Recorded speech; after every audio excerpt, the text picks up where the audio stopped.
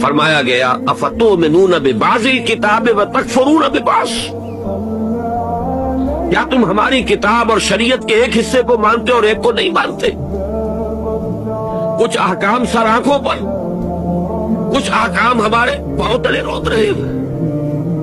فما جزاء من يفعل ذلك منكم الا خزي في الحیات الدنیا۔ دیکھیے وہی لفظ خزي في الحیات الدنیا آ گیا ہے جو سورہ یونس کی آیت میں لفظ آیا تھا،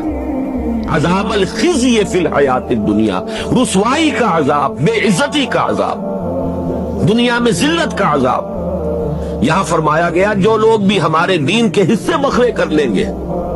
کچھ باتیں مانیں گے کچھ نہیں مانیں گے، کچھ احکام کی تعمیل ہوگی کچھ کو پاؤں تلے رون دیں گے،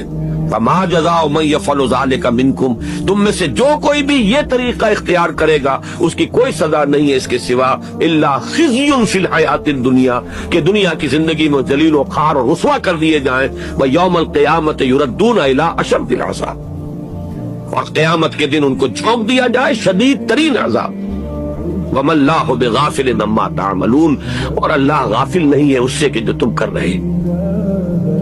تم نے خواہ کتنے ہی لبادے اوڑھ لیے ہوں اور کتنی ہی شرعی وضاقتیں اختیار کر لی ہو، اللہ کو معلوم ہے کہ تمہارے پیٹوں میں کیا جا رہا ہے،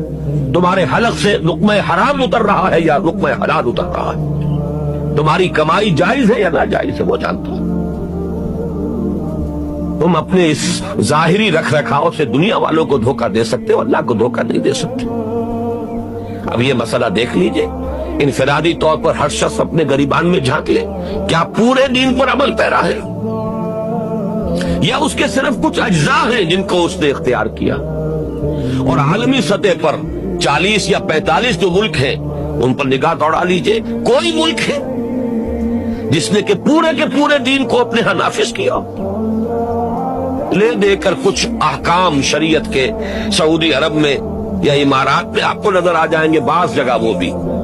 اور یہ کہا جا سکتا ہے کہ کم سے کم اہل تشیع نے ایک ہی ملک دنیا میں ہے ان کی اکثریت کا، اس میں انہوں نے اپنی فقہ کے مطابق ایک نظام قائم کر دیا، باقی پوری سنی دنیا جو ہے ملیشیا اور انڈونیشیا سے لے کر موریتانیہ تک، واقعہ یہ ہے کہ ہمیں تو اہل تشیع کے سامنے شرم سے سر اٹھانے کا بھی ہمارے لیے جو ہے وہ موقع نہیں رہا ہے کہ انہوں نے تو کر دکھایا۔ یاران تیز گام نے محمل کو جا لیا، ہم محو نالے جرس کارواں رہے،